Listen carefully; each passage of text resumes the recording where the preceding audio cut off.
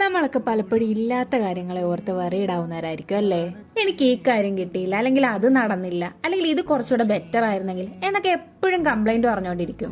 പക്ഷെ നിങ്ങളൊന്ന് ഇരുത്തി ചിന്തിച്ചു നോക്ക്, നമുക്കൊക്കെ വേറെ എന്തോരം നല്ല കാര്യങ്ങൾ ജീവിതത്തിലുണ്ടെന്ന്. രാവിലെ നമുക്കൊക്കെ എഴുന്നേക്കാൻ കഴിയുന്നില്ലേ? അത് തന്നെ വലിയ ഭാഗ്യല്ലേ?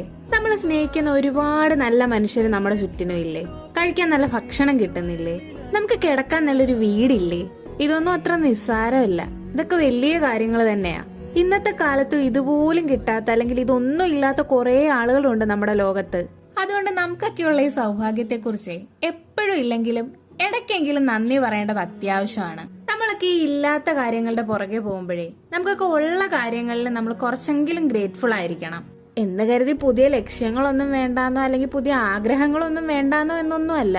ഈ ഇല്ലാത്ത കാര്യങ്ങളിലെ കംപ്ലൈന്റ് പറയുന്നതിന് പകരം നമുക്ക് ഉള്ളതിൽ നന്ദി പറയാൻ ശ്രമിക്കണമെന്നാണ്. അത് ശരിക്കും ഉണ്ടല്ലോ, നമ്മുടെ സ്ട്രെസ് കുറയ്ക്കാനും നമ്മുടെ മൈൻഡ് കുറച്ച് കാം ആവാനും ഒക്കെ ഹെൽപ്പ് ചെയ്യുകയും ചെയ്യും. പിന്നെ ഞാനിടുന്ന വീഡിയോസ് ഒക്കെ നിങ്ങൾക്ക് ഇഷ്ടപ്പെടുന്നുണ്ടെന്നും ഹെൽപ്ഫുൾ ആവുന്നുണ്ടെന്നും ഒക്കെയാണ് ഞാൻ വിചാരിക്കുന്നത്. അങ്ങനെ നമ്മുടെ ഡേ 9 ഇന്ന് അവസാനിച്ചിരിക്കുകയാണ്. അപ്പൊ നാളെ നമുക്ക് ഡേ 10 ആയിട്ട് കാണാം.